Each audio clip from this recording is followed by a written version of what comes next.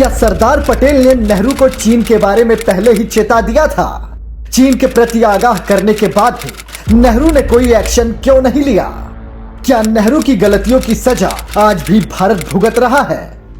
जी हां, लौह पुरुष सरदार पटेल, जिन्होंने पूरे भारत को एक सूत्र में पिरोने का काम किया था, उन्होंने भारत चीन युद्ध के 12 साल पहले ही नेहरू को पत्र लिखकर चीन के प्रति आगाह कर दिया था। इतने दूरदर्शी थे हमारे सरदार पटेल। लेकिन ये हमारी बदकिस्मती ही थी कि नेहरू के रूप में पहला पीएम मिला। दरअसल अक्टूबर 1950 में चीन ने तिब्बत पर आक्रमण कर दिया। सरदार पटेल चीन की विस्तारवादी नीतियों को भांप गए थे। पटेल ने नेहरू को पत्र लिखकर आगाह किया था कि भारत को भी चीन से सतर्क रहना होगा और सीमा को दुरुस्त करने के साथ ही चीन के खिलाफ कड़े फैसले लेने होंगे। सरदार पटेल ने नेहरू को साफ साफ लिखा था कि हम चाहे चीन को दोस्ती की नजर से देखें, मगर चीन हमें दोस्ती की नजर से नहीं देखता। लेकिन नेहरू आंख पर पट्टी बांधे अय्याशियों में डूबा हुआ था। नेहरू ने यह बात कभी समझी नहीं और चीन को लेकर नेहरू बेवकूफी भरे फैसले लेते रहे।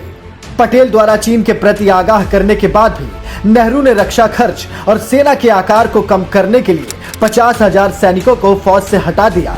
चीन के प्रति सतर्क करते समय जब नेहरू ने पटेल की बात को अनसुना कर दिया, तब यह मुद्दा सरदार पटेल ने कैबिनेट में उठाया। इस पर नेहरू चिढ़ गया और बीमारी का बहाना बनाकर सरदार पटेल से सारे मंत्री पद छीन लिए। सरदार पटेल को मंत्रिमंडल से निकालने के बाद उन्हें बताया गया, जिसका सरदार पटेल को बहुत दुख हुआ और इसके 3 दिन बाद पटेल की मृत्यु हो गई। लेकिन सरदार पटेल की भविष्यवाणी सच निकली और चीन ने पहले तिब्बत पर कब्जा किया, फिर भारत पर हमला कर दिया। युद्ध में नेहरू ने एयरफोर्स को काम में लेने से साफ मना कर दिया और सेना को जरूरतमंद चीजें तक मुहैया नहीं करवाई। नेहरू के अय्याशियों और गलत फैसलों के कारण भारत ने 44,000 वर्ग किलोमीटर जमीन के साथ साथ 3,250 जवान भी खो दिए और चीन से हारने का कलंक लगा वो अलग। नेहरू की गलती को कांग्रेस सरकारों ने आगे भी दोहराया। 2008 में इटालियन राजमाता सोनिया और कांग्रेसी पप्पू तो 2 कदम आगे निकलते हुए चीन के साथ MOU तक साइन कर लिया। तो वहीं 2013 में मनमोहन राज में चीन ने दौलत बेग ओल्टी में घुसपैठ की। नेहरू की इन गलतियों की वजह से आज भी भारत चीन से जूझ रहा है।